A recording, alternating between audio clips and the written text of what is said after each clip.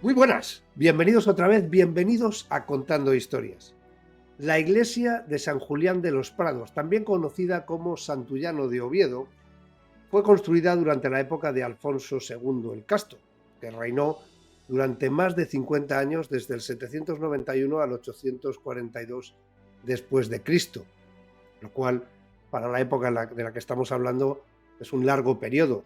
El edificio se levantó fuera del recinto amurallado de la ciudad de Oviedo y su fundación aparece recogida en la última década del siglo IX, en la versión rotense de la crónica de Alfonso III, donde se dice que levantó bastante lejos del palacio una iglesia en honor de los santos Julián y Basilisa, con dos altares de mucho arte y admirable disposición. Este dicho, que aparece, como decimos, en esta crónica, lo que hace es hablarnos de una iglesia que se construye en un nido de comunicaciones de origen romano y, tal y como relatan las crónicas asturianas, formaría parte de un conjunto arquitectónico con termas y otras dependencias palaciegas que evidentemente hoy no existen o no se pueden visitar. La decoración, tanto escultórica como pictórica, tiene gran importancia y en su época tuvo gran relevancia porque se empleaba para las celebraciones de las ceremonias antes de las salidas del rey a librar combate y después de su regreso. San Julián de los Prados continúa siendo parroquia en la actualidad. Está en pie, es visitable y sin duda pueden ustedes encontrar información en internet, pero no con el detalle que la vamos a recibir ahora. Conozco poca gente que sepa más de los reyes de Asturias y de la historia inicial de aquel reino que el invitado de hoy. Él es Francisco Avelino Aguado. Visité la Catedral de Oviedo con él, haciendo de guía, y podía haberme quedado un día entero escuchándole. Aunque su profesión es la de cirujano maxilofacial y regenta una clínica con su compañera de vida y pilar fundamental, Ana María Cadena Ibáñez, nuestra querida Anita, que no ha querido salir hoy por aquello de la timidez. Avelino tiene como vocación complementaria la arquitectura histórica. Junto a Ana, escribió hace tiempo una maravillosa guía de Constantinopla donde uno puede sumergirse en la antigua ciudad bizantina que aún queda en algunos rincones de la actual o contemporánea Estambul. Hoy no lo hemos traído para hablar de Constantinopla, sino del reino de Asturias, del románico y de la iglesia de San Julián de los Prados, porque las tres cosas constituyen el origen y la raíz de mucho de lo que somos hoy día. Lo tengo aquí en la nevera y además de ser un excelente narrador de historias y un excelente investigador, lo puedo considerar mi amigo, así que lo voy a sacar, abro el frigorífico. Muy buenas tardes, don Francisco Aguado, ¿cómo estamos? Muy bien, Joaquín, gracias a Dios, muy bien, muy bien.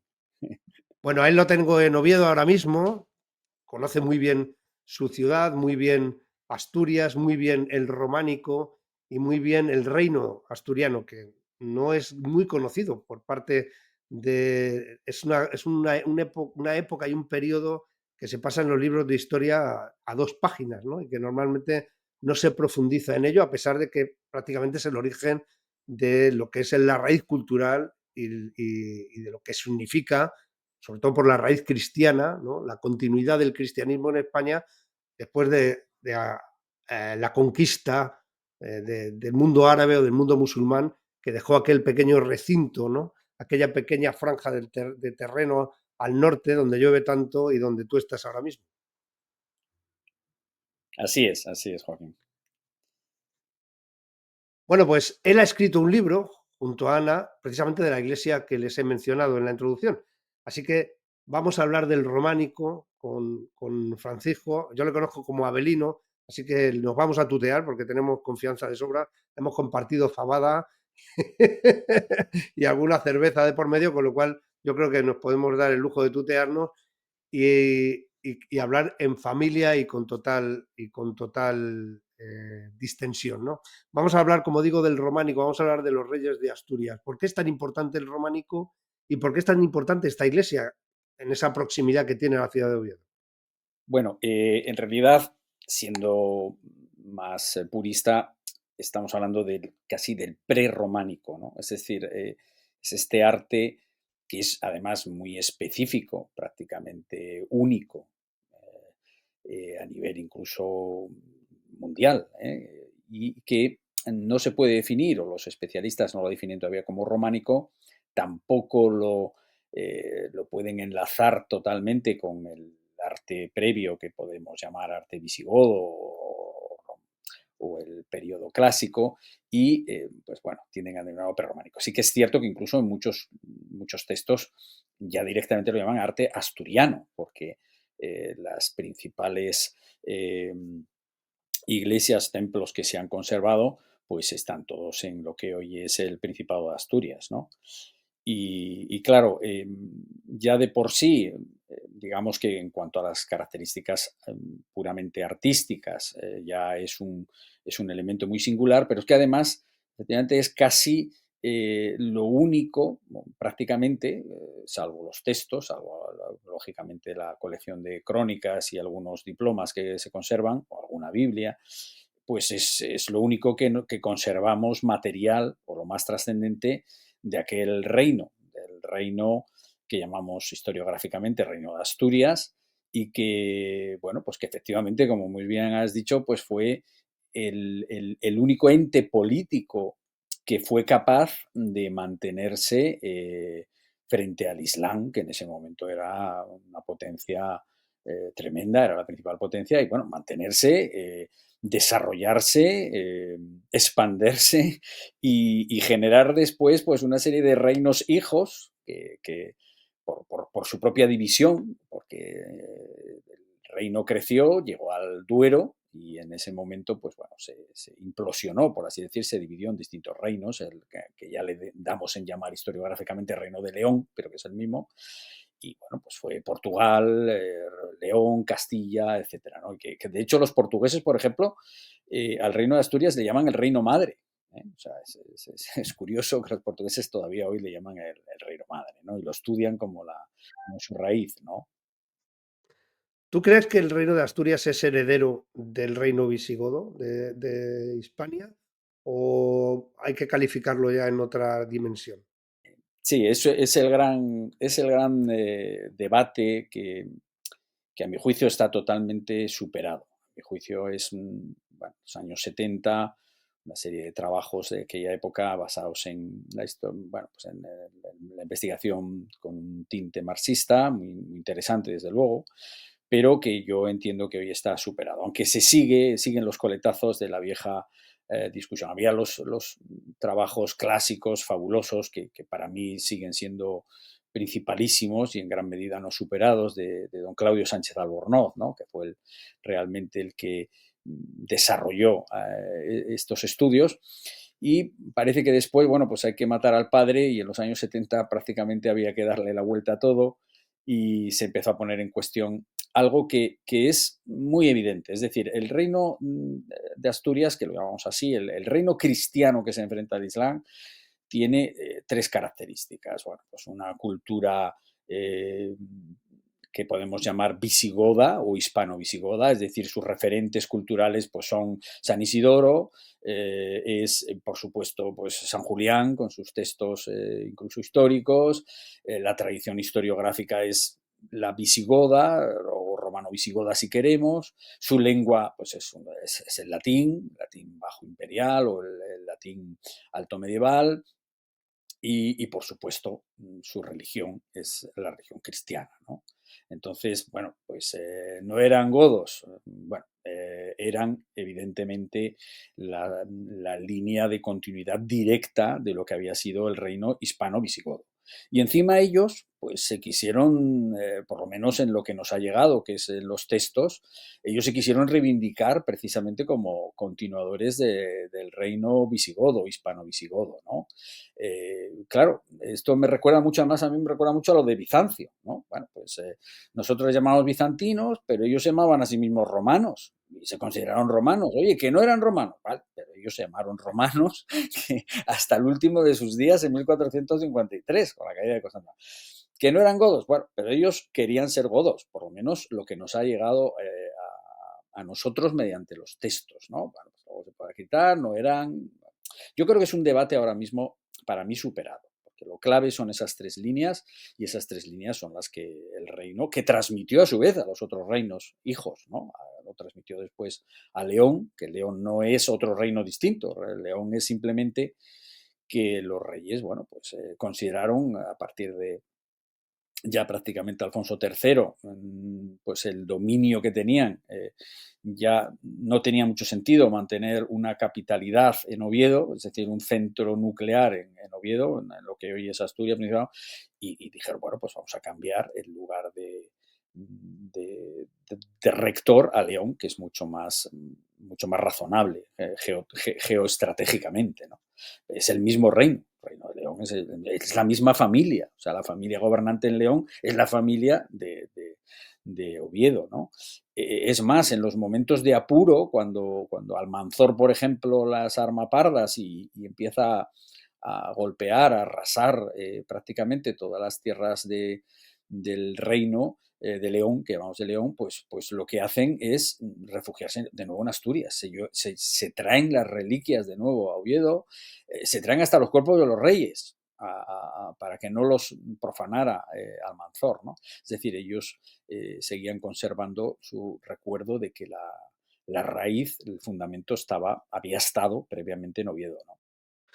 Claro, porque además la Catedral de Oviedo, que yo recuerdo haberla visitado contigo, es un reflejo de todo lo que estás diciendo, ¿no? Es esa, y eso que es, evidentemente, no es muy posterior, ¿no? O es posterior, al, al menos la segunda parte o la tercera parte de la construcción de la catedral. Porque cuando se inicia la catedral, Claro, es que sí, efectivamente, el problema, bueno, el problema, la constante que tenemos es que, bueno, lo que va pasando los años nos parece viejo, nos parece malo, lo derribamos y construimos encima algo que nos parece mejor, ¿no? Entonces, la catedral de Oviedo que hoy vemos, claro, es una catedral gótica, evidentemente, pero está hecha encima, literalmente, encima de la vieja iglesia prerrománica que en su momento construyó también el rey que construyó San Julián de los Prados, que la dedicó inicialmente a San Salvador y los 12 apóstoles. Todavía hoy está dedicada a San Salvador y los 12 apóstoles, lógicamente. Pero claro, de la iglesia que construyó en su momento Alfonso, pues no queda absolutamente nada, salvo quizá, aunque hay discusión, pero bueno, yo estoy convencido que sí, la famosa Cámara Santa, esa joya que tenemos adyacente al actual edificio gótico. Entonces, desde luego es un edificio prerrománico y se conserva, es lo único que se conserva probablemente de la vieja iglesia prerrománica dedicada a San Salvador, ¿no? estábamos hablando de Alfonso II y un reinado ciertamente longevo, algo que llama mucho la atención en la época, cuando la edad, bueno, además tú que eres médico, sabes perfectamente que la edad media, la esperanza de vida rondaba, para un rey, estoy hablando, no estoy hablando ya del pueblo llano, podía rondar los 50 o 60 años, y así más o menos perduró durante toda la Edad Media, y sin embargo, él muere con más de 80 años y está 50 en el reinado. Luego, ¿qué, creo que es el quinto en la línea sucesoria después de Pelayo, cuarto o el quinto, estoy hablando de memoria. ¿Qué influencia crees que tiene Alfonso II sobre la expansión del reino de Asturias y en el arte también, ¿no? En el arte y en la arquitectura esta prerrománica que estamos mencionando. Sí, efectivamente. Alfonso II es, sin lugar a dudas, el rey más importante, a mi juicio, de la monarquía asturiana. por muchas razones, pero la determinante para mí es que es el rey que restablece realmente un estado con todas las comillas que queramos, ¿eh? Y que fundamenta en una nueva ciudad. Hay profesores que lo discuten, bueno, es una sedes regia, es decir, es un lugar donde él establece el trono, así lo dicen las fuentes y así se entiende, es decir, un lugar donde vive el rey, donde tiene a sus cortesanos, porque él se rodea de una serie de personas que le ayudan a gobernar, lógicamente, y se rodea de su fuerza pretoriana, de su fuerza, porque todo poder, lo sabes tú muy bien, Joaquín, se basa en la fuerza militar, pues evidentemente él estaba rodeado de su fuerza militar. Y eso, pues lo llamemos como lo llamemos, es una capital, es un trono que él establece. Eso es una verdad, porque anteriormente también creo que fue así, pero no tan, digamos, tan decisivamente. Es decir, a partir de ese momento ya no hay más migraciones de la corte, se produce una identificación de Oviedo con el reino, literalmente, y luego también es un hombre que hace reformas en todos los sentidos. Yo creo que es el que vuelve a redefinir la monarquía. Es decir, la monarquía que la hace además muy gótica, muy goda. ¿Eh? De hecho, la fuente albeldense pues dice así, o sea, que asentó el ceremonial de los godos tanto en el palacio como en la iglesia. ¿Eh? Y, por lo tanto, a partir de ahí, eso va a continuar y va a continuar incluso en el Reino de León. Luego se irá desarrollando. Esa trascendencia del rey es enorme. Y luego también para mí tiene una trascendencia especial porque es un rey muy constructor. Sí que es verdad que sabemos que, por ejemplo, Fabila, que es el hijo de Pelayo, pues construyó, incluso hay quien dice que ya la empezó Pelayo, una iglesia en Cangas de Onís, la iglesia de la Santa Cruz de Cangas de Onís. Y también sabemos que, por ejemplo, se construyó por parte de los reyes en Pravia, Silo y Adosinda, probablemente se construyó la iglesia de Santianes de Pravia, ¿no? De San Juan de Pravia. Pero, claro, el conjunto monumental que hace Alfonso tuvo que ser realmente muy importante. O sea, construyó por supuesto, la iglesia de San Salvador, que debía ser una gran iglesia. Las descripciones que se hacen son de una enorme riqueza, con 12 altares. Probablemente construyó la Cámara Santa, construyó otra iglesia que fue la que definen los textos, que fue su iglesia palatina realmente, o por lo menos de un palacio que supuestamente estaría dentro de la muralla, que se dedicó a San Tirso, con un toque visigodo enorme, porque San Tirso era el santo militar por excelencia en el periodo visigodo y era una de las iglesias más célebres de la primera capital de la diócesis hispaniarum, que fue Mérida, Mérida Augusta. Construye también una iglesia dedicada a Santa María, con una evocación también muy característica de la época, es decir, estamos hablando por Constantinopla había un templo dedicado a Jesús, que en este caso se denominaba la Sagrada Sabiduría, la Hagia Sofia, la que conocemos ahora con Santa Sofía, y luego había siempre un templo dedicado a Santa María que tenía además un componente episcopal, solía estar más en manos directamente del obispo y en este caso, por ejemplo, en Constantinopla era Santa María de Chalco-Pratella, que no se conserva ahora mismo, y también en Toledo pues estaba dedicada también a la iglesia de Santa María, ¿no? También tenía una iglesia de los Santos Apóstoles, que estaba en Constantinopla también la había en Toledo, aunque en Toledo se tiende a llamar de San Pedro y San Pablo, pero realmente su dedicación era a todos los santos, San Pedro, San Pablo y todos los santos apóstoles. Y una peculiaridad de Alfonso, que gracias a Dios se ha conservado, es precisamente esta, es San Julián. San Julián de los Prados la hace construir él. Probablemente es la última de sus construcciones, la hace cuando realmente él se siente seguro en el poder, porque es verdad que él vivió muchos años, gobernó mucho tiempo, pero no lo tuvo nada fácil. Alfonso II tiene una historia para hacer un peliculón. O sea, Alfonso II es hijo de un rey, Fruela I, que es un hombre al que las fuentes caracterizan como especialmente impulsivo. Fue un gran guerrero, probablemente fue también un gran gobernante, porque probablemente él ya tiene la idea de fundar una sede regia en la propia Oviedo. Alfonso II dice en una donación que hace, que bueno, todos los autores consideran que esa donación es verídica, que no es un falso, dice que él nace y renace en Oviedo, o sea que Alfonso ya nació en Oviedo, por lo tanto su padre ya había hecho algo en Oviedo, probablemente un palacete, y había iniciado alguna iglesia.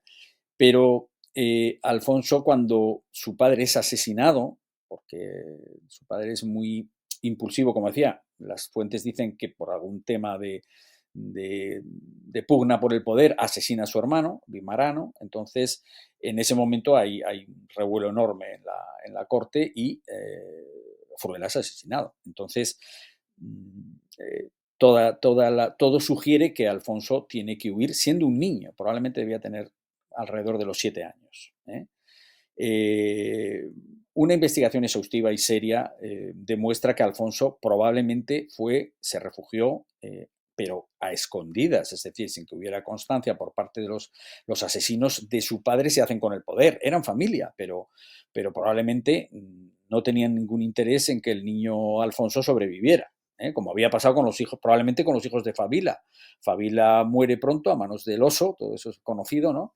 Y, bueno, pues de los hijos de Fabila, que sabemos que existían porque hay una placa donde se habla de ellos, pues nunca más se supo. Las crónicas no dicen nada de ellos, ¿no? Si no dicen nada, no aparecen en ningún momento, pues no sé, lo más probable es que no sobrevivieran, ¿no?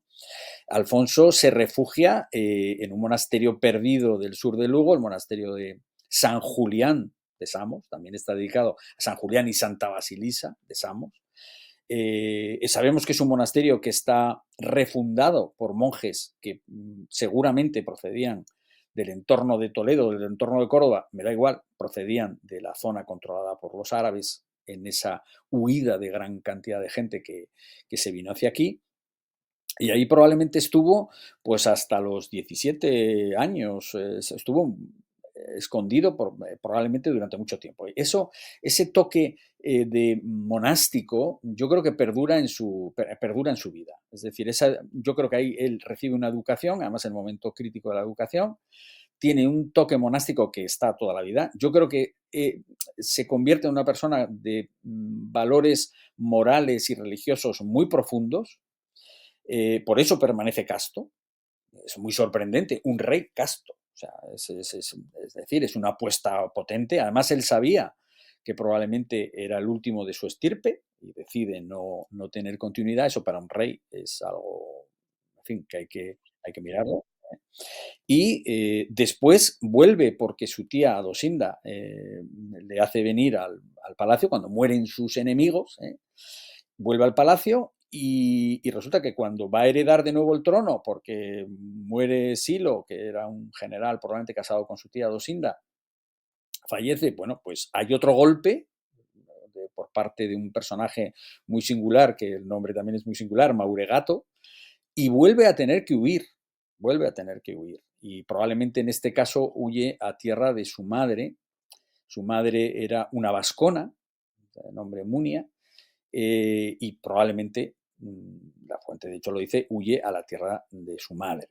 Con lo cual también ahí se tira otros cuantos años y después de pasar de morir Mauregato y venir otro rey, Bermudo I el Diácono, que sufre una tremenda derrota frente a los árabes ahí en el Bierzo, es cuando vuelve y empieza de nuevo a gobernar, ya siendo mayor. Pero aún así todavía le darán algún golpe más y le intentarán apear del trono. Es decir, es un rey que bien vive convulso y siempre con la sensación de que la espada se acercaba a su cuello. O sea, no lo tuvo fácil gobernar. Y una puntualización, fíjate Joaquín, me atrevo a decirte, tenemos una idea. Efectivamente, la esperanza de vida en la Edad Media era muy baja, pero hay que considerar que el principal problema estaba en la mortalidad, como pasó hasta el siglo XVIII, el siglo XIX, si me apuras, en la mortalidad infantil. De tal manera que el individuo que lograba superar la etapa infantil, bueno, su esperanza de vida no era muy distinta a la que se podía tener antes de la era antibiótica. Fíjate lo que te digo, el surgimiento de la medicina moderna prácticamente a finales del 19. Y no eran raros los personajes muy longevos. Por ejemplo, Justiniano, que era un emperador que es conocido, ¿no? Justiniano, pues también murió prácticamente casi con 90 años. Y uno de los casi coetáneo de Alfonso II, que es un obispo de Toledo muy célebre también, Elipando, el famoso Elipando, que hizo una de las herejías, bueno, entre comillas herejía, el famoso adopcionismo, pues también probablemente murió con cerca de 90 años. O sea, no era excepcional que hubiera personas muy longevas, ¿no? Lo que sí resulta empírico, yo creo, es que venían de los visigodos porque en los asesinatos y quitarse a los rivales de en medio era muy visigodo. Una pregunta al respecto, ¿no? Porque, claro, la monarquía visigoda era una monarquía electiva. Luego, por lo que me cuentas aquí, más o menos se continúa con esa tradición durante unos años, a pesar de que el hijo de Pelayo sí que hereda el trono, vamos a decirlo también entre comillas, ¿no? O el señorío, o lo que en ese momento se considerara, pero todavía no vemos claramente una monarquía sucesoria, ¿no? Esto se va a dar luego inmediatamente después, pero durante este primer periodo quizá se hereda eso de la monarquía electiva, ¿no? Sí, sí, sí. Es más, yo creo que esto ha sido, y todavía veo artículos o que hablan, en fin, poniendo en duda estas cosas, pero yo creo que a una visión objetiva y razonable de la transmisión que ocurre en todo este periodo y también incluso en el periodo de León, es que pasaba en el resto de reinos, cuidado, ¿eh? O sea, no era algo excepcional. En los reinos posromanos, todos, el lombardo, el franco, la etapa merovingia, tal, bueno, pues aunque, aunque vemos claro, el hijo tiene pues muchas posibilidades de heredar al padre, pero eso no era en absoluto algo asegurado, ¿eh? Y en el reino visigodo particularmente. Eso tiene sus ventajas y tiene sus desventajas. Es decir, porque pasaba lo mismo en Bizancio. Es decir, Bizancio nunca dejó de ser una república, o sea, no fue, jamás fue una monarquía, como la misma Roma. Entonces, sí, el emperador tenía un poder absoluto, pero el emperador teóricamente debería ser reconocido y nombrado por el Senado y por el pueblo. En el reino visigodo, teóricamente, el rey era elegido por el pueblo, entre comillas, que eran los señores, por supuesto, los que tenían poder, ¿no? Los que tenían mando. Pero y en Asturias pasa lo mismo, es decir, hay ese mismo sistema, ¿eh? Porque y además en las crónicas se ve muy bien, o sea, siempre dicen, bueno, es elegido, dicen, o sea, por ejemplo, Fabila sucede a su padre, pero no dice, en fin, como es lógico, tal, no, sucede a su padre. Entonces, bueno, como fallece, pues sus hijos se acabó. Y entonces, bueno, sí, claro, el que estaba más cerca ahí era su yerno, que era un hombre muy fuerte, Alfonso I, tenía mucho poder y era un gran general, lo demostró, lo hizo muy bien. Luego, su hijo, pero también, bueno, le sucede, le sucede. No hay ninguna... en el momento que Fruela muere joven, bueno, pues después los demás son elegidos, o bueno, tiránicamente y tal, bueno, porque tiránicamente insinuando que no fue elegido y encima, pues a lo mejor no, ni siquiera tenía, que eso sí, en el reino visigodo tenías que tener la sangre, es decir, había que pertenecer a la élite, había que pertenecer a la gens gótica, por ejemplo, ¿no? Que dicen los textos. Bueno, eso persiste y de hecho en las crónicas asturianas hay gente que no se lo cree, dice que es propaganda, bueno, pero el hecho de que se reivindicaran que las crónicas, que es verdad que están escritas mucho más tarde, pero bueno, pero están escritas en tiempo de Alfonso III el Magno, es decir, del último rey que todavía rige en Asturias. Y bueno, y dicen, no, es que es de semine regia, es decir, es de sangre real. Y dicen, no, sus ancestros venían del rey Leovigildo, que era el gran rey, ¿no? Recaredo, ¿no? El primer católico. Entonces, bueno, si alguien intenta alardear de eso, es que, coño, es que lo consideraban algo interesante. Y eso no nos lo querían vender a nosotros, a los del siglo XX. Eso se lo querían vender a los coetáneos de ellos. Una de las cosas que ha traído la historiografía y sobre todo la gran abundancia de historiografía de todas las épocas de la historia es que la percepción de ellos, contemporánea, a veces se han manipulado por la propia percepción o las divisiones que hemos hecho a posteriori. El reino de Bizancio o el imperio bizantino es uno de esos ejemplos, ¿no? El imperio bizantino es totalmente historiográfico, no existió como tal. Ellos no se percibían como bizantinos, ellos se percibían como romanos, como la continuidad del imperio romano. Y es cierto que eso nos lleva a confusión. De hecho, ahora se pone en cuestión la palabra reconquista porque no se utilizó nunca, es un término historiográfico, según los expertos, etcétera, etcétera, ¿no? Porque todo es poner en cuestión, intentar redescubrir la historia e intentar reescribir a veces la historia hasta llegar a veces a unos niveles en los que conseguimos distorsionar la realidad. Yo creo que este es un ejemplo el que estás poniendo muy interesante. Además, porque no es algo muy tratado, porque realmente la historiografía, claro, las fuentes me imagino que estudiar, tú que eres un investigador de estas cosas, primero hay que dominar más o menos el latín o por lo menos ser capaz de interpretar el latín, lo cual ya implica una dificultad y luego no es fácil encontrar las fuentes e incluso interpretarlas porque estamos ya muy lejanos en el tiempo. Yo creo que es mucho más difícil estudiar la época visigoda e incluso el reino de Asturias que estudiar el imperio romano, ¿no? Sí, efectivamente. Sobre todo porque en realidad, pues contamos con muy pocos textos. O sea, realmente para el conocimiento del Reino de Asturias es que los textos son muy pocos. Y encima los originarios del propio reino, pues encima son de una parquedad militar, o sea, es que son prácticamente, es que no dedican más de dos, tres párrafos a cada reinado y son muy parcos, ¿eh? Salvo excepciones, como puede ser que se explayan, por así decir, como ser episodios como la batalla de Covadonga y poco más. ¿Eh? El reino de Alfonso II es de los que también se extienden un poco más, pero en general son, son realmente desesperantes, porque es que parece que te dan un poquito, pero como ya lo decía esto el gran Sánchez Albornoz, te dan un poquito y cuando vas a morder dices, pues es que no me dice más, ¿y por qué no me cuenta más? ¿No? ¿Por qué me deja aquí con la miel en los labios? ¿No? Claro, eso hace que se dé mucho paso a las interpretaciones. Yo creo que el principal problema que tenemos, o que yo intuyo que tienen ahora mismo los investigadores en este campo, es que sufrimos un presentismo atroz. O sea, es curioso bueno, dice, bueno, del siglo XIX, que tratas tú tan fantásticamente el tema de la guerra civil. Bueno, bueno, todavía a mí me cuesta trabajo que esto sea algo que tenga implicaciones políticas actuales, pero bueno, lo puedo asumir, ¿no? Pero que tenga implicaciones políticas actuales algo del año 700, 800, o sea, a mí me deja desbordado, ¿no? Y que la gente, cuidado, que las personas se lo toman prácticamente como una cuestión ideológica actual, ¿no? Y se desgañitan con, por ejemplo, con el tema de la Reconquista o tal.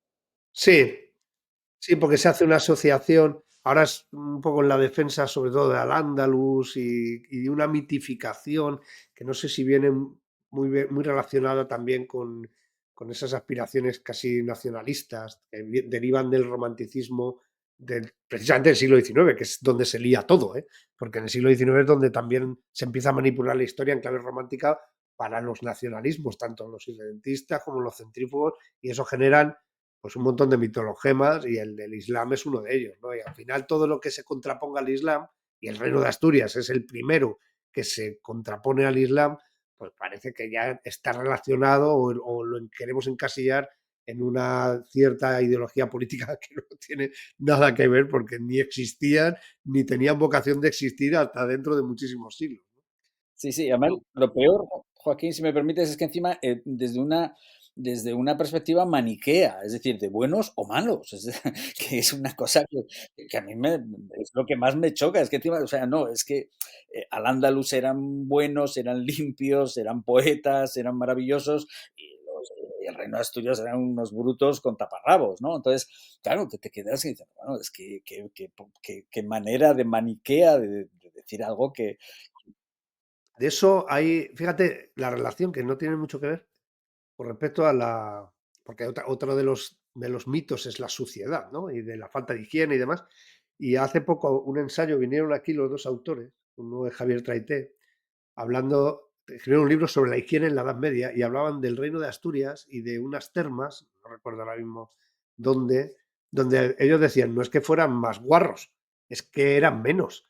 Entonces las ciudades eran mucho más, no había una ciudad de gran concentración de gentes, ni estaba escrito cómo se llevaba a cabo la canalización ni nada, porque no había muchas cosas de las que podían prescindir, porque era otra fisionomía la población, los poblamientos eran diferentes, pero se lavaban, cuidaban de no coger enfermedades, o sea que todo eso también se ha mitificado como que eran unos cerdos los cristianos y muy limpios los árabes, ¿no? Y ellos lo demuestran con un volumen de 900 páginas y un montón de fuentes y demuestran cómo en la Edad Media la higiene era igual que en otras épocas con los medios de los que disponían y se perfumaban, se lavaban, que sin embargo ha pasado a la historia como incluso Isabel la Católica como que no se cambió de camisa y no sé qué, ¿no? O sea, unas barbaridades que ahí quedan, ¿no? Y luego pues hay quien las difunde y tiene programas de radio y además la escuchan decenas de miles de personas. Ese es uno de los problemas también que tenemos con respecto a la falta de rigor cuando hablamos de la historia.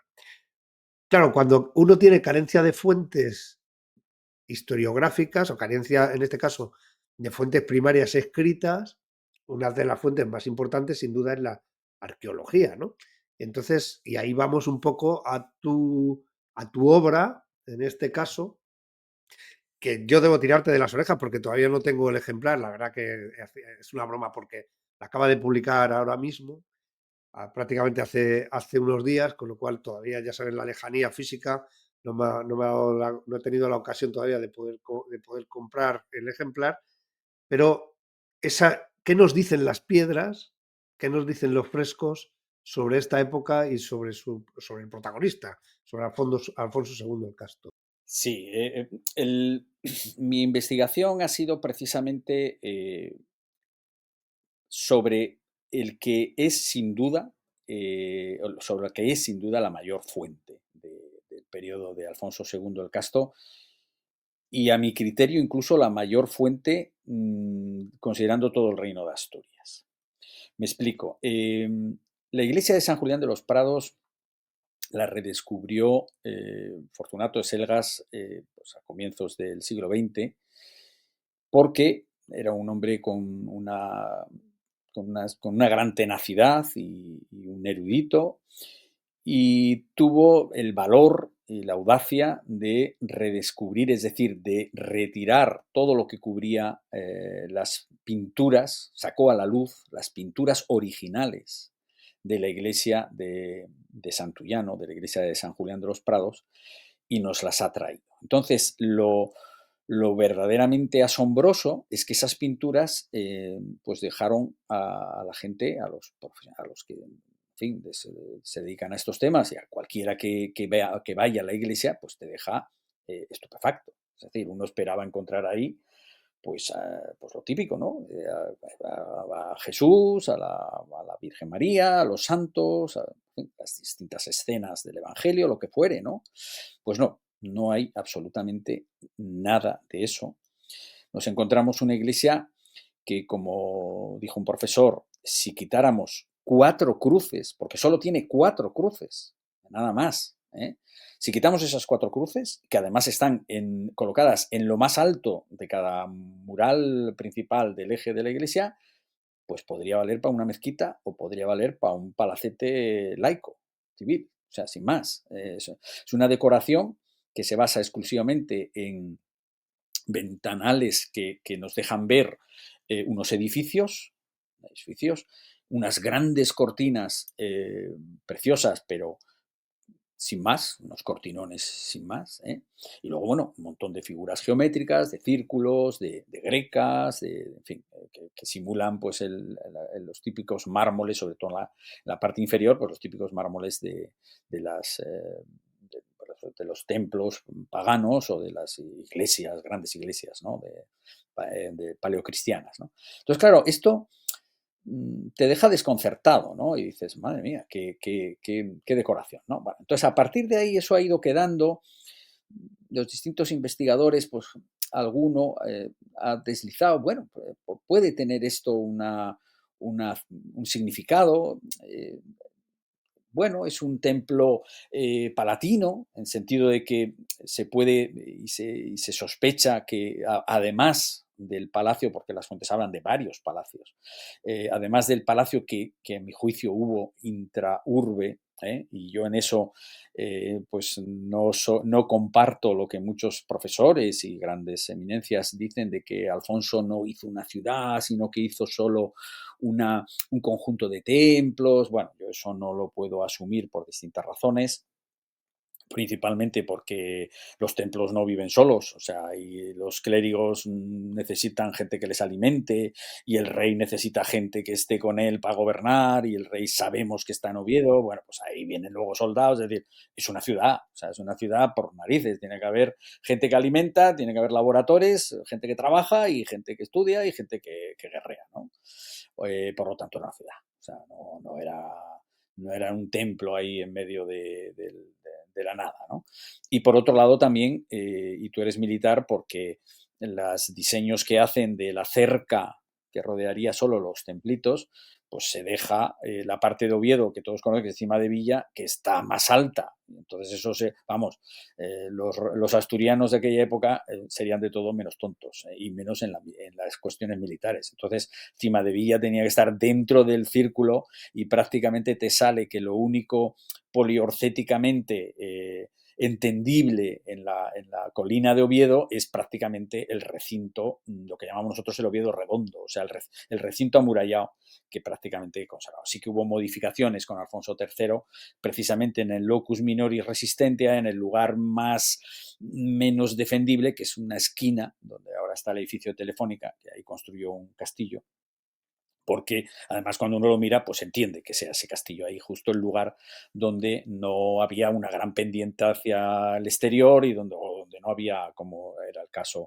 alguna laguna accesoria, ¿no? A todo esto, Alfonso construyó otro palacio, probablemente extra urbe, un palacio suburbano típico, que tampoco es algo excepcional. Ya lo había en el Toledo visigodo, un palacio suburbano fuera, con algún templo también cerca. Lo había en Antioquía, y en Antioquía, por ejemplo, curiosamente está dedicado también a San Julián. Y aunque era el San Julián de Antioquía, en el estudio que yo hago, que me baso en los que se dedican al estudio de la geografía, vemos que probablemente es el mismo santo modificado, San Julián de Antioquía, San Julián de Antinópolis. Eso ha pasado mucho a lo largo de la historia, es el mismo santo desdibujado. Y después, pues también y lo mismo, extraurbe, y también en Constantinopla. En Constantinopla también había San Juan del Domón, con el palacio al lado y fuera de la ciudad. Y esos templos con un palacio al lado solían ser además lugares castrenses. Lógicamente el ejército de la época, para hacer sus maniobras, para hacer sus acuartelamientos, pues los hacían extraurbe, y eran ideales. Entonces eran los campus Martius, eran el campo de Marte. En la Roma la había también, la vieja Roma igual. Y yo entiendo que probablemente el campo de Marte del Oviedo que hace Alfonso II está ahí, en San Julián. Y por lo tanto, la iglesia que hace, la hace con toda la intención, porque es una manifestación de su ideología política, o de su concepción de la realeza, por así decir, y también, que en aquel momento va muy íntimamente ligado, de su concepto dogmático del cristianismo.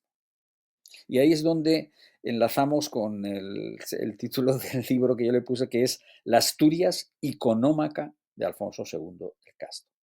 Es decir, Alfonso II, de alguna manera, participa de una corriente dogmática que está en contra de la presencia de imágenes sagradas en el interior de los templos. Eso es lo que conocemos como iconomaquia. A mí me gusta más esa palabra de la otra, que es quizá más teórica, que es iconoclastia, porque bueno, la iconoclastia es la destrucción de las imágenes. Yo creo que lo que hacían era combatirlas, aunque no destruirlas. No eran unos iconoclastas, para que nos entendamos, como hemos conocido en distintas épocas, ¿no?, revolucionarias, de quemar las imágenes o quemar todo. No, era más bien retirarlas de los templos. Bueno, se destruiría alguna, digo que no, pero en principio, sobre todo, no permitirlas dentro de los templos, ¿no? Y esto, que podría parecer, bueno, pues una cuestión bueno, anecdótica, ¿no? Bueno, y un debate de teólogos ahí, bueno, pues no, tenía unas implicaciones políticas enormes, enormes.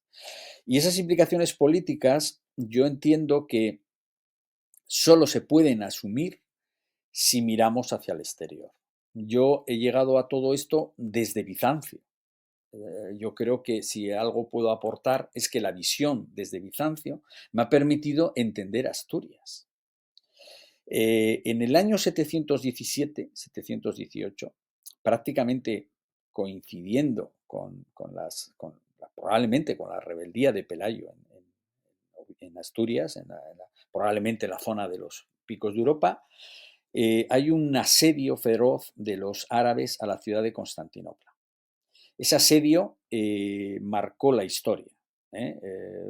José Sotochica, que reconoces, el gran historiador, lo llama el Stalingrado de los árabes. Y es verdad, o sea, ahí funden realmente toda la energía que ellos tienen en la conquista. Ellos han ido conquistando todo, igual que no se entiende, no se puede entender al Andalus único, es decir, no es que salten los bereberes y 4 árabes, no, no, vamos a ver, los árabes vienen desde sus orígenes, que en la península arábiga efectivamente, y primeramente derrotan nada más y nada menos que al imperio persa, se lo meriendan, van conquistando todas las posesiones bizantinas del norte de África. Y cuidado, Bizancio en aquella época es Estados Unidos de hoy, es decir, es la primera potencia mundial, la que marca todo, ¿no? Bueno, pues estos son capaces de conquistar todo el norte de África, saltan a la península ibérica. Yo no creo que sea necesario ninguna crisis, ninguna decadencia del reino visigodo. O sea, es que si se habían merendado el imperio persa, habían conquistado también una gran parte del imperio bizantino. Pues, ¿qué problema tenían en conquistar también el reino visigodo? Si era muchísimo más débil que cualquiera de los otros dos que hemos dicho. Pero es que es más, en ese momento han llegado a la capital del Imperio Romano de Oriente, del Imperio Bizantino, la tienen rodeada, y si en ese momento cae Bizancio, todos los historiadores dicen que hoy estaríamos tú y yo hablando árabe. Eso seguro, eso seguro. Y entran en Francia y llegan bueno, llegan hasta los alrededores, hasta Poitiers, y después llegarán hasta la Provenza.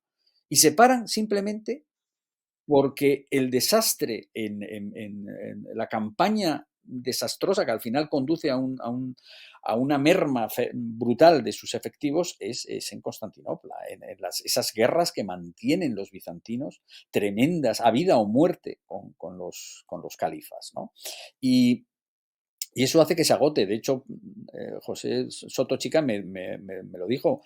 Me dijo, mira, Paco, es que el califa, después de la derrota de Constantinopla, envió, y hay constancia documental, envió a los valíes que tenían al valí que tenían en Al-Ándalus, vamos, a lo que era Hispania, diciendo, mira, vamos a tener que evacuar esta nueva conquista porque no te puedo enviar refuerzos. Y se plantearon. El califa, el valí, el gobernador de Hispania, le contesta diciendo, bueno, aquí de momento estamos bien, no tenemos oposición seria y podemos permanecer. O sea, quiero decir, se plantearon evacuar la península por el desastre, ¿no? Entonces, a lo que iba es que esa victoria bizantina va ligada a la corriente religiosa dogmática que llamamos iconoclastia o que llamamos iconomaquia. Porque va mucho más allá de lo teológico. Realmente el fundamento de la iconomaquia bizantina, que es el fundamento de la iconomaquia asturiana, es una respuesta ante el Islam. Marie-France Seppi, que es probablemente la mayor especialista en el periodo iconoclasta bizantino, dice que es una religión de combate. Es una religión de combate, es decir, el Estado bizantino se da cuenta que tiene que reformarse. La irrupción de los árabes supone la ruptura de todo el pensamiento de la época. Es decir, el pensamiento de la época es, hemos llegado al cristianismo y ahora la historia se acaba. Ahora es simplemente, bueno, que los pueblos irán todos convirtiendo al cristianismo y después llegará la parusia y ya está. Bueno, pues no, de repente aparecen unos sujetos que dan la vuelta a todo y parece que se van a comer todo y van a cambiar absolutamente todo. Y la religión verdadera resulta que es puesta en duda. ¿eh? Y por lo tanto, la idea que se enfrenta, digamos, intelectualmente es algo hemos hecho mal, hemos pecado. Hemos pecado y esto es un castigo divino. Es decir, el Islam solo se puede interpretar, en Bizancio se interpreta en ese momento como un castigo divino. Y en Occidente, sobre todo en el mundo que ha caído también, como es el hispano, se considera un castigo divino. Las crónicas asturianas están continuamente hablando del castigo. O sea, nos han castigado. Los godos han caído porque han pecado. Nuestros gobernantes han pecado, los obispos han pecado y Dios nos está castigando, ¿no? Bien, entonces la respuesta es, hay que corregir el pecado. ¿Y qué pecado había? Bueno, pues el pecado probablemente es que hemos caído en el pecado de la idolatría. Es decir, eh, ya nos advirtieron y efectivamente hemos caído en el pecado de la idolatría y hemos caído también en otros pecados accesorios que van ligados a la idolatría, como puede ser pues, la pérdida de la moral, hemos caído en todo tipo de excesos, incluso desde el punto de vista de la moralidad, ¿no? Y esa respuesta implica, por lo tanto, restringir el culto, limitarlo exclusivamente a lo importante, que son los evangelios, ir a la letra y no a la imagen. Y esto también tiene, como siempre, un trasfondo económico. Es decir, al final no se les ocurrió seguro, sino que detrás va amparado en un trasfondo económico. Igual que cuando estudien en el futuro las pugnas para que nos entendamos, en la guerra civil, que tú digas, bueno, pues verán que hay un trasfondo económico y cada uno defendía unos modelos y unos intereses económicos también, aparte de que unos fueran falangistas y otros fueran socialistas. Cuando escarbas ves que no era una cuestión intelectual, sino había un trasfondo social político, ¿no? Bueno, pues en Bizancio pasa, y en el mundo del siglo VII, siglo VIII, pasa lo mismo. Pasa lo mismo. ¿Y qué respuesta da el Estado bizantino? Pues, ¿dónde tengo dinero? Porque al final la guerra, como sabes, es dinero. La Iglesia. ¿Y dónde tiene el dinero la Iglesia realmente? Pues en reliquias y en imágenes que tienen ese poder taumatúrgico y esa atracción a las masas. Y a mí no me interesa que esto sea así, me interesa que esto sea mucho más modesto y que los recursos económicos y también demográficos, porque, por ejemplo, pasa lo mismo en el reino visigodo. En la historia de Bamba del obispo Julián ya lo dice, o sea, ya también señala el peligro de que, bueno, nos estamos dedicando demasiado a cuestiones que no son productivas, ¿no? Y el Estado requiere gente, requiere soldados de guerra y el campo que se trabaje y eso va ligado a la iconoclastia. La iconoclastia es un movimiento que en alguna medida recuerda a la reforma protestante, ¿eh?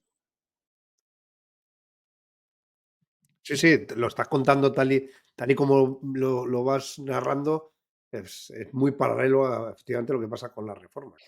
Y nada, y yo creo que encaja perfectamente con el mundo de Asturias. El mundo de Asturias. Fíjate, un detalle es que los iconómacos, la única representación que consideran legítima, no blasfema, de Jesús es la cruz. Es la cruz. Hay un planteamiento en ese momento, justamente cuando Alfonso construye la iglesia de San Julián, se hace poco antes, probablemente, en el libro los doy fechas porque creo que se puede aproximar, muy poco antes, hay un concilio en Santa Sofía. Y en ese concilio se declara efectivamente que la única imagen, ya viene de antes, ya desde el 730 los emperadores bizantinos ya están en esa línea. Y ya hay mucha literatura al respecto de los bizantinos, hay mucho debate teológico político que se han enfrentado. Ha habido un primer concilio en Hieria que realmente ya lo ha determinado, pero estamos hablando en ese 815, que es exactamente ahí, en el concilio de Santa Sofía, que se vuelve a reproducir en un coetáneo total de Alfonso II, que es el emperador Teófilo, en el que dicen eso, que vuelven a reiterar que la única imagen legítima es la cruz, que no es admisible que haya una imagen antropomorfa de Jesús, porque se basan, su razonamiento teológico, que será discutible lógicamente, pero su argumentario es que si Jesús es Dios y hombre y es inseparable, como os ha dicho en el concilio de Nicea y en el concilio de Calcedonia, si es inseparable, Si yo le represento en su imagen antropomorfa, pues ya lo estoy separando. Y por lo tanto, es una blasfemia y no le puedo representar. ¿Eh? Y sobre otros textos que desarrollo en el libro, hacen el mismo argumentario con relación a los santos y con relación a las figuras sagradas, ¿no? Y eso hace que encaja perfectamente que la iglesia de San Julián sigue esas recomendaciones. Es decir, la misma, la misma respuesta frente al Islam, porque el reino de Asturias, si realmente se caracteriza por algo, es por la resistencia ante el Islam y por la negativa rotunda, absoluta, a dejarse influir o dominar por el Islam, pues están en la misma onda que el Imperio Bizantino y son coetáneos. Y esos que a nosotros ahora nos...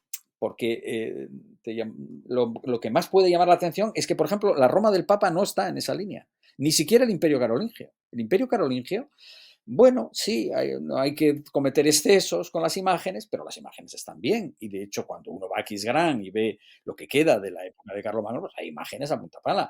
Y cuando uno va a, incluso la que más dicen, Saint-Germain-des-Prés, del obispo Teodulfo de Orleans, pues también hay imágenes. Vemos, hay unos querubines, vemos una mano, es decir, hay imágenes. Y ese es el más entre comillas, iconómaco. Y cuando uno ve los evangeliarios carolingios, están llenos de imágenes de esa época, ¿no? Y ya no te hablo de Roma. Santa Práxedes o cualquiera de las iglesias que estaban atiborradas de imágenes. Santa María Antigua, el que vaya a Roma, que era la iglesia realmente del obispo, del Papa en esa época, pues está a rebosar, no coge una imagen más de lo que quieras, de cualquier tipo de evangelio, de santos, de lo que quieras. Bien, y eso no es lo que sigue Asturias. Asturias está en la onda de Bizancio, no está en la onda del Imperio Carolingio. ¿Eh? No está en la onda del Papa. Ahora tenemos una deformación porque pensamos que siempre ha sido el Papa de Roma el rector de la cristiandad. Y eso no era así. Esto, desde luego, en el siglo VII y en el siglo VIII no era. La alianza que hacen Carlomagno y el Papa, que es una alianza de mutua ayuda, simbiosis. Tú me haces emperador y yo te hago cabeza también de la iglesia. Es un poco ese toma-daca, ¿no?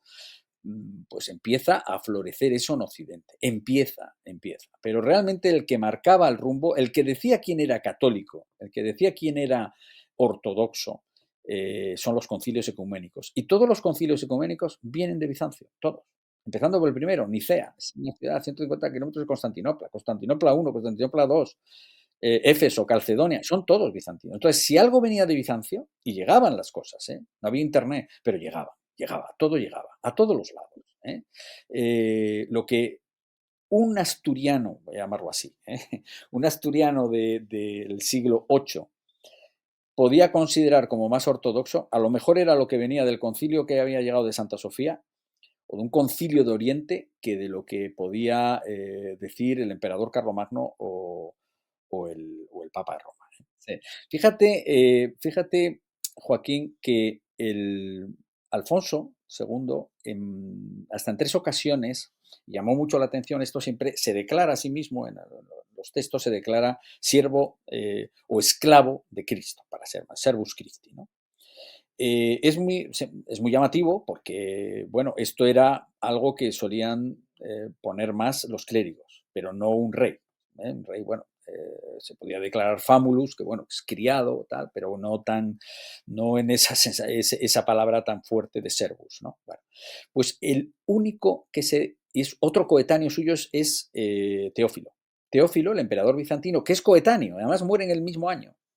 Teófilo y Alfonso, también se declara servus Christi y aparece en sus monedas. ¿Y qué quiere decir eso? Pues quiere decir que en el fondo tanto Alfonso como Teófilo, a mi juicio, se sentían un poco Melquisedec. Eran emperador o rey sacerdote. Es decir, Alfonso, estoy convencido de que se hace también responsable de la salvación de las almas de sus súbditos. Fíjate, hay una discusión enorme cuándo aparece el primer obispo de Oviedo. Bueno, hay quien dice que sí, que ya en la época de Alfonso. Bueno, realmente no tenemos constancia de que haya ningún obispo en Oviedo hasta Hermenegildo en la época de Alfonso III. Y vemos que por ejemplo, Valdedios, una iglesia, San Salvador de Valdedios, una de las prerrománicas cerca de Villaviciosa. Bueno, pues esta iglesia que está en cuando la dedicación aparece en un montón de obispos, pero no aparece un obispo de Oviedo. Y por ningún lado aparece un obispo de Oviedo. Es decir, probablemente Alfonso no hizo obispo de Oviedo. Había muchos obispos in itinere, es decir, eran obispos, no tenían nombre, eran obispos in itinere. O hacían, como era muy célebre, in pars infidelium, que eso pasó mucho en Bizancio también. Cuando los árabes conquistaban una ciudad, muchas veces expulsaban a la población cristiana o la aniquilaban, y entonces el obispo de esa ciudad, el obispo no sé, de Germanicea, pues vivía en Constantinopla, tenía el título de obispo de Germanicea, pero Germanicea ya no había cristianos. Eso pasó incluso en el siglo XIV. Besarión, el famoso era obispo de Nicea. En Nicea no quedaba ni un solo cristiano, pero él seguía conservando el título de obispo de Nicea. Bueno, pues en Asturias había obispo de Oca o había obispo de metropolitano de Braga. Eran ciudades que ya no eran cristianas, ¿eh? Y probablemente algunas incluso ni existían, ¿eh? Pero se conservaban el título, ¿no? Pero no obispo de Oviedo. No obispo de Oviedo. Entonces, cuadra con, bueno, tampoco, por ejemplo, Carlomagno nombró ningún obispo en Aquisgrán. No hubo obispo de Aquisgrán hasta hace 4 días, ¿eh? Entonces, el interés de Alfonso no era de volver a crear una iglesia fuerte que le pudiera a él rebajar de alguna manera la potestad real, regia, ¿eh? Si nos damos cuenta, por ejemplo, en el Imperio Carolingio los obispos mandan mucho y tienen una influencia enorme y aparecen continuamente y están detrás y le dan bastantes quebraderos de cabeza a Luis el Piadoso, a Carlos el Calvo, les dan un montón de problemas. En el Reino de Asturias, como en el Reino de León, los obispos aparecen para lo que tienen que estar, o sea, para las misas, para las dedicaciones y poco más. Empiezan a ser consejeros ya a la época tardía de Alfonso III y poco más. Y anteriormente, por ejemplo, las crónicas asturianas no citan a ningún obispo participando en nada, en nada. Y el único que citan, que es Opas, precisamente es un traidor. Es un traidor y poco recomendable, de la familia de los vitizanos, ¿eh? Pero no hay nada más. Entonces, encaja también con lo que estaba pasando en el Bizancio iconómaco, donde los obispos, los patriarcas, se reducen mucho su nivel. Por ejemplo, incluso hay concilios, como el concilio de Hieria, que se hace sin la presencia de un patriarca de Constantinopla, porque al anterior la había ejecutado Constantino V. Y no nombró uno nuevo, hasta después del concilio. Con lo cual, va un poco en esa línea de rebajar, digamos, la autoridad civil de la Iglesia, y mantenerse en ese escalón inferior al poder que se necesitaba para tener fuerza al Estado contra el Islam. Y efectivamente, aunque es verdad que ya existe a partir de Abderramán el emigrado, es decir, en la época que Abderramán, el último Omeya, el príncipe Omeya, sí que es verdad que mantienen cierta independencia, entre comillas, del califato, pero bueno, en realidad seguía siendo lo mismo y es igual. O sea, la emigración Omeya a la península fue enorme y el califato de Córdoba era una potencia brutal, o sea, era una potencia que era incomparable, ¿eh? Y los mismos problemas que tenía Teófilo con el califa o sea, de Bagdad, pues los tenía aquí Alfonso directamente con el emir de Córdoba, que seguía reconociendo la autoridad del califa de Bagdad. Desde el punto de vista, sí que es verdad que eran dos familias enfrentadas y lo que se quiera, pero bueno, la potencia del Islam era enorme. Pues muy interesante. Cuéntanos ahora algo del libro, porque realmente hemos hablado del Reino de Asturias, que de hecho creo que es como voy a titular este vídeo, pero vamos a ir un poquito más en profundidad en el libro. Ya nos has contado por qué te inspiras en hacer esta investigación y además toda esa aportación que haces de tu conocimiento de Constantinopla, de una época además que coincide precisamente durante la época de la construcción de la iglesia. Y nos has contado también la importancia de Alfonso II el Casto y esa relación tan cercana que probablemente que tiene al mundo eclesiástico, ¿no? De hecho, lo de la castidad casi seguro le va a venir por ahí, ¿no? Con toda seguridad. Entonces, cuéntanos el libro, de qué tratas en el libro, además de lo que es la iglesia en sí, qué más aportas y bueno, cómo iniciaste la investigación y qué te ha llevado qué tiempo te ha llevado a escribirlo, etcétera, etcétera, ¿no? Los detalles más específicos. Sí, efectivamente era lo que te comentaba antes, Joaquín. Es decir, yo interpreté la iglesia de San Julián, la interpreté como la mejor fuente que tenemos del Reino de Asturias. Y claro, como es una fuente, el libro intenta explicar la fuente. Lógicamente está dedicado, es un trabajo que hablo de por qué se dedica a esos santos. Es decir, el primer capítulo es la Dedicatio Advocatio, ¿por qué se dedica? Que no es, tiene una importancia clave, eso no es una tontería esa dedicación a San Julián y Santa Basilisa. No se escogían al tuntún esos santos, tienen un componente. San Julián es uno, y todavía hoy es el principal santo contrario a los ídolos, porque, por ejemplo, en su relato geográfico, él destruye todos los, entre comillas, ídolos, que eran todas las estatuas de los dioses paganos. Fíjate, qué detalle, es decir, está cogido con una, no es al tuntún, ¿eh? Luego me dedico al templo, lógicamente describo la arquitectura, describo sobre todo, lógicamente, su decoración pictórica, ¿no? Una descripción para saber de qué estamos hablando y luego qué significado tiene esa decoración. Y ese significado va a que es el siguiente parte, cómo era su manera de reinar, que es el otro capítulo, que está también en esos dibujos, a mi juicio, y después llego a la conclusión de que estamos ante un rey y ante un reino económico. Y por lo tanto, ¿qué significa ser económico? Lo he hecho un poco como una tesis doctoral, es decir, he llegado a la conclusión, a una hipótesis previa, es decir, estamos ante un rey y un reino económico. ¿Pero qué significa eso? Vamos a buscar pruebas que me tumben eso o que me lo ratifiquen. Y entonces empecé a buscar todas las pruebas que podían acompañar a la iglesia de San Julián de los Prados en esa idea, bueno, esa, ya a mi juicio ya una tesis, de que efectivamente estábamos en un rey y un reino. Y todas las pruebas me fueron,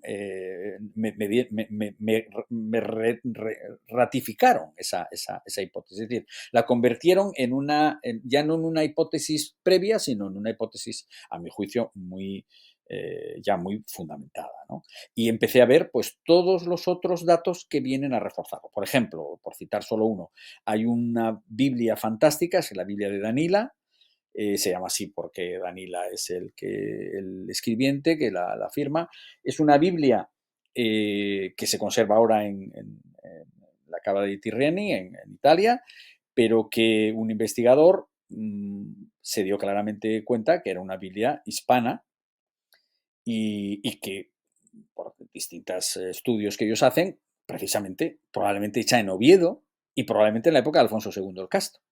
Bueno, pues es una Biblia que no tiene un solo santo. O sea, es una Biblia absolutamente iconómaca. Hay textos, hay cruces, hay dibujos de letras muy bonitas, hay figuras geométricas, algún pajarito, pero no hay un solo santo. O sea, ni uno. Con lo cual, la constitución de esa Biblia también es muy singular en cuanto a los textos que escoge, etcétera, ¿no? Y luego me paro un poco en los otros elementos, porque aquí sí que tenemos un peso, aquí sí que a mi juicio hay un mito que pesa bastante, que es el tema de las reliquias, por ejemplo, Alfonso II y las reliquias, la Cámara Santa y tal. Bueno, cuando uno se ciñe de verdad a las fuentes, no las niega como hacen los de la disputan si no eran godos, tal, bueno, pues es que la fuente me está engañando, no, bueno, yo no sé si la fuente me está engañando o no, pero es lo único que tengo. Y las fuentes escritas, no me dicen nada del Arca Santa. El Arca Santa me aparece muchísimo más tarde, en la época de Alfonso VI.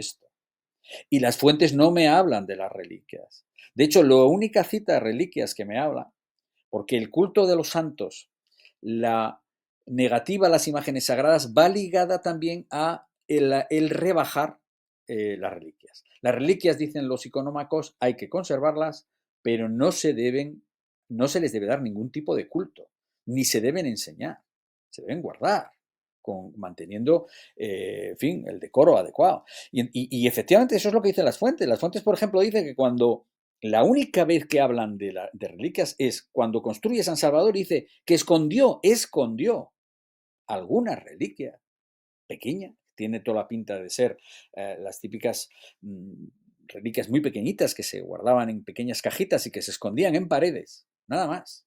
Nada más. Es decir, no se habla de que la reliquia de Santo Sudario, tal, como por ejemplo en el mundo carolingio, por supuesto en la Roma papal. No, no, no. Nada, y es la única cita, no hay más. No hay más cita a ningún tipo de reliquia, ni arca santa, ni nada. ¿Qué diferencia con la época posterior, donde hay un Claro, auténtico claro, culto, ¿no? O claro, incluso ya después de Santiago, que claro. tampoco estamos Sí. hablando de una diferencia Ese es, temporal claro, no, y ese enorme, es el ¿no? punto, precisamente, has dado en el clavo, Joaquín, ¿eh? Y esto es lo que más ampollas levanta, ¿eh? Y por lo que seguramente, pues bueno, a mí me van a crujir, ¿no? Por algún lado. Es decir, porque efectivamente a mí, digo, bueno, ¿qué pasa con Santiago, no? Porque alguien que reivindica el cuerpo del apóstol Santiago, pues no es muy económico, ¿no?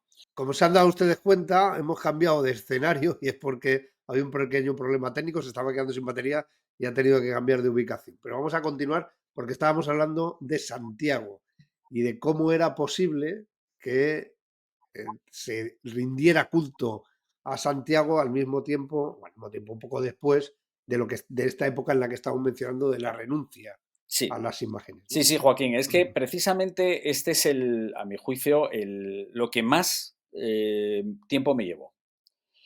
Y lo intenté analizar con el mayor detalle posible, porque para ponernos en antecedentes, todo el mundo, y muchos profesores lo dicen, y es algo muy metido en el subconsciente de la gente, todo el mundo te puede decir que Alfonso II es el, entre comillas, descubridor de la tumba de Santiago, el primer peregrino.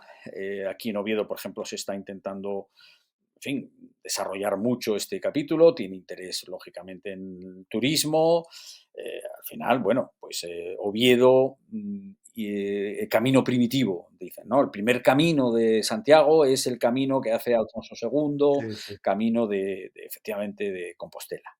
Bueno, una vez más, vamos a las fuentes, es decir, vamos a la época. Bueno, cuando uno analiza las fuentes, pues se da cuenta que en ningún momento se habla de Santiago en la época de Alfonso II. Todos los textos que así lo dicen son muy posteriores y probablemente muy manipulados y eso sí que se ve bien, quiero decir, no es como cuando dicen, no, es que las fuentes asturianas están sesgadas. Bueno, estarán sesgadas, pero no están manipuladas, dicen lo que dicen. En cambio, las otras son fuentes que han sido puestas en duda por grandes especialistas ya hace mucho tiempo y se sabe perfectamente que pues, son pues, muy tardíos, de 1100, 1200 y además sobre la base de que no tienen fundamento en la época real. Bien, ¿cuál es la primera indubitativa mención de Santiago? No del cuerpo de Santiago, sino de Santiago como patrón de España. Estamos hablando de un himno, el primer himno a Santiago, que se le suele llamar el himno de Mauregato también. ¿Eh? Está dedicado al rey Mauregato.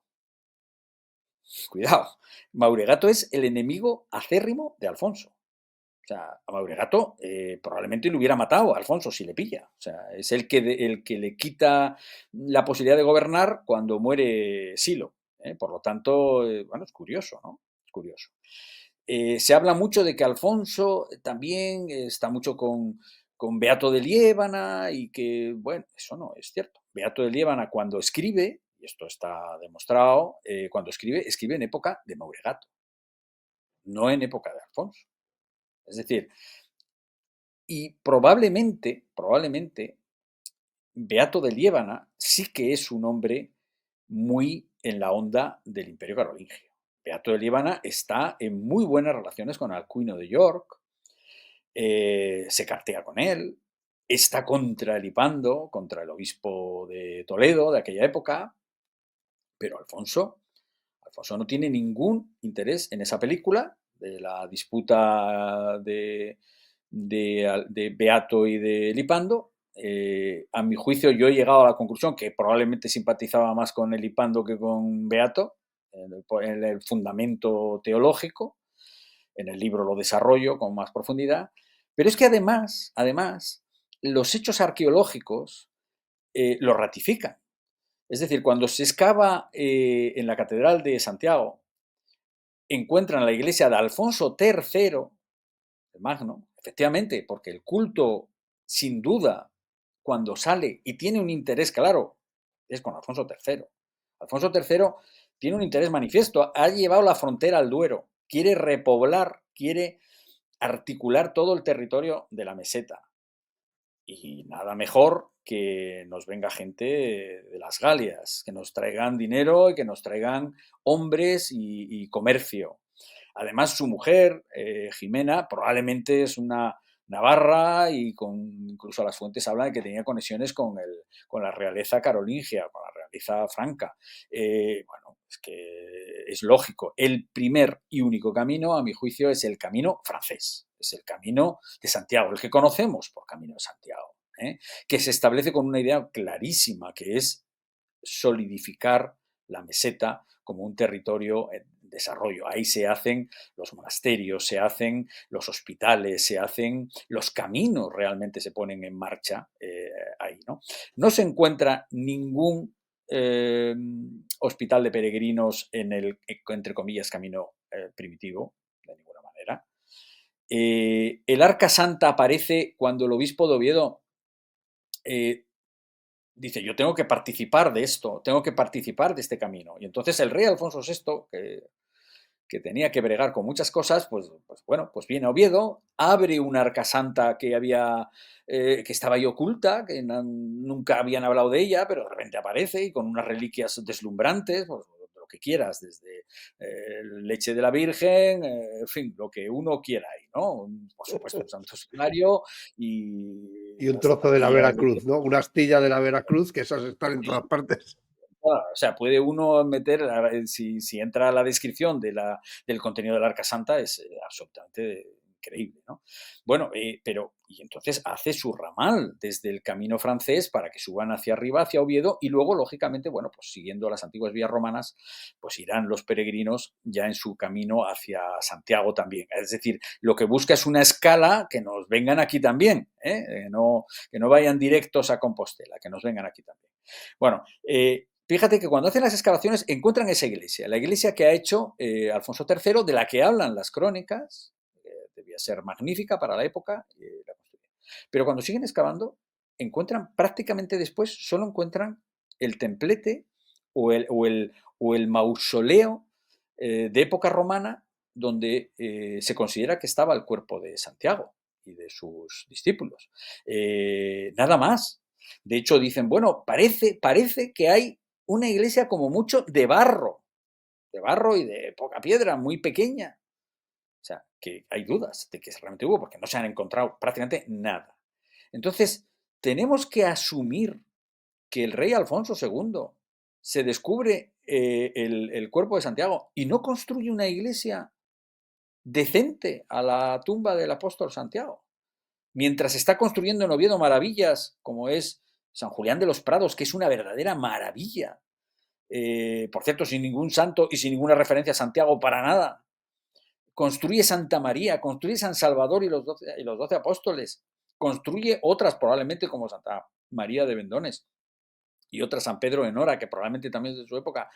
Y no tiene a bien construirle una iglesia ni hacerle una dedicación a Santiago en su propia ciudad, en Oviedo, porque no hay una dedicación a Santiago en Oviedo en ningún momento, ¿no? Ni ninguna cita a Santiago. Y las crónicas asturianas que se escriben en el 880, es decir, un poquitín antes, probablemente la mayoría de ellas, del boom de Santiago por Alfonso III, porque termina sus descripciones antes de Alfonso III, no dicen una palabra del descubrimiento de la tumba de Santiago. Ni una sola palabra del descubrimiento de la tumba de Santiago. Tampoco tienen nada que decir los siguientes sucesores de Alfonso, Ramiro y Ordoño primero. Nada, cero. No hay ninguna. Bueno, los documentos que se habla de cesiones de terreno alrededor, que hablan de Alfonso II, de Ordoño y de Ramiro, son falsas. Es decir, están súper demostradas que no son verídicas, son muy posteriores. Y cuando uno lee ya pues la historia compostelana, etcétera, pues incluso pues ya empiezan a hacer referencias a Carlomagno, que vino aquí y tal. O sea, estamos hablando de algo muy posterior y con unos cimientos prácticamente de papel.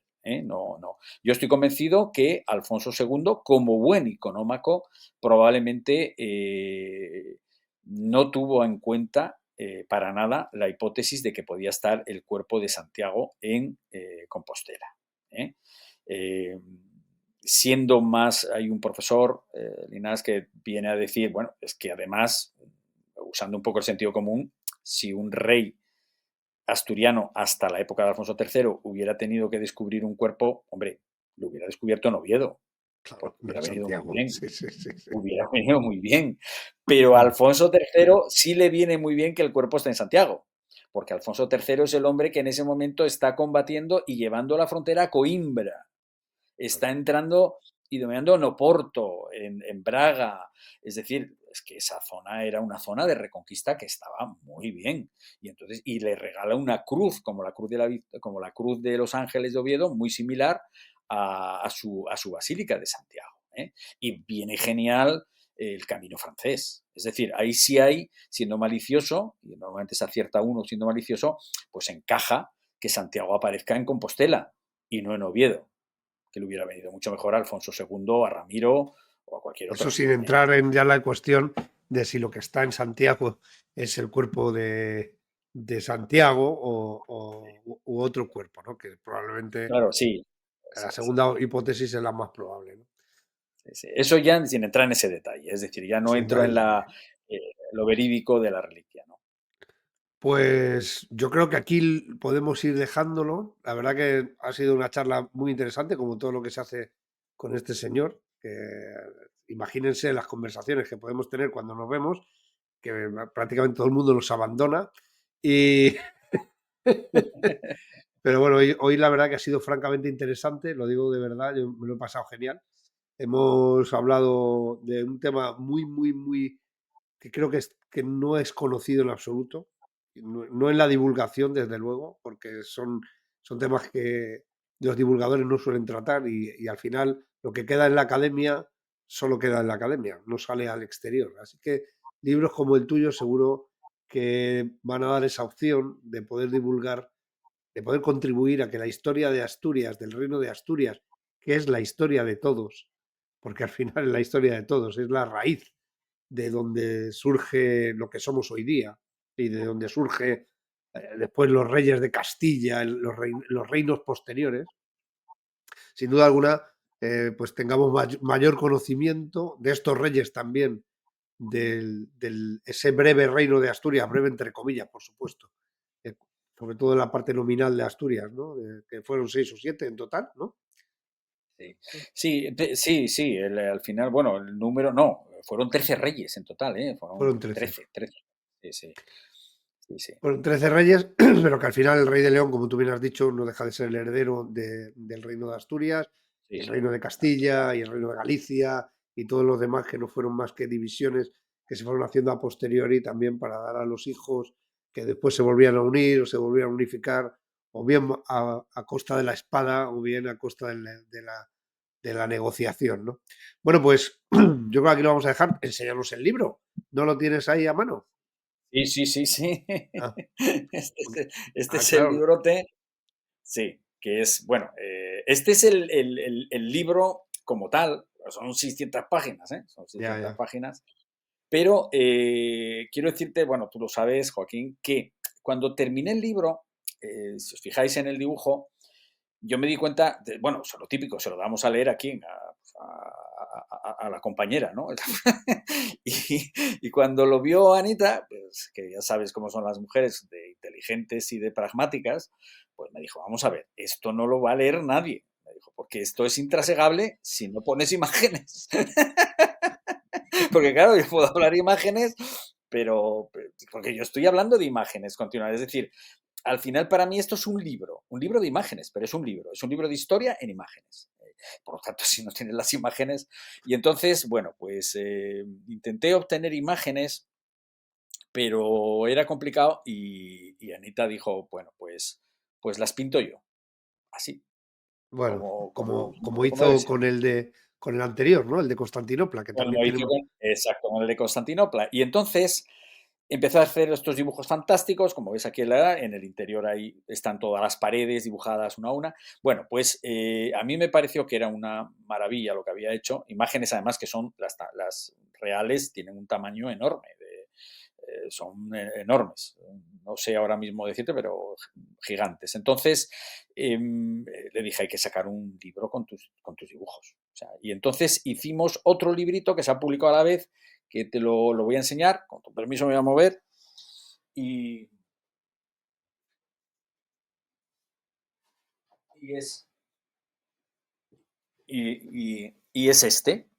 Es más pequeñito, se parece mucho, lo tituló Santullano, Esplendor de la Economaquia Asturiana, Pinturas de San Julián de los Prados y el mensaje de Alfonso II el Casto. Entonces, son dibujos, o sea, son dibujos que son una preciosidad. O sea, no sé si se ve bien, Sí, sí, Joaquín, sí, perfectamente. son dibujos que son una pasada. Y entonces, bueno, pues este texto, bueno, se coge aparte, aquí lo veis, o sea, es pared a pared, se coge aparte, pero también están, no todos, hay algunos que están en el otro libro, pero en este hay más y realmente me parece que merece la pena. Es una obra a mi juicio, ¿eh? Y no es mía, esa es de Anita, que no, ya sabes que a ella no le gusta, no le gusta salir o figurar en nada, pero a mí sinceramente me parece que el otro libro a lo mejor tal, pero este yo creo que va a quedar, yo me gustaría incluso que lo fusilaran y creo que lo van a fusilar, porque son imágenes,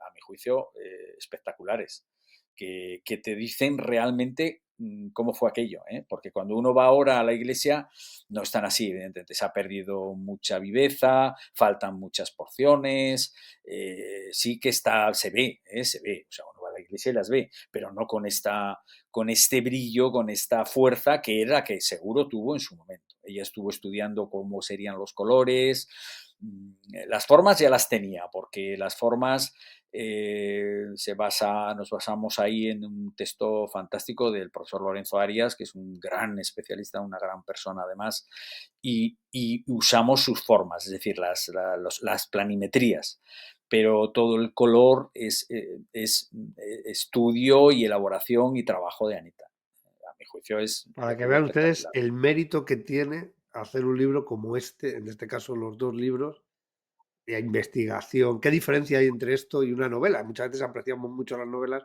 porque nos parecen mucho más entretenidas, pero el trabajo, el podernos traer representado algo que tiene 1300 años de antigüedad, con esos colores, con ese trabajo tan meticuloso que nos ha estado contando, ¿no? Es una maravilla, o sea, vamos, yo quiero el libro ese, pero ya. Además, 600 y pico páginas, o sea, me imagino que regaláis una carretilla también, ¿no? Para llevarlo a...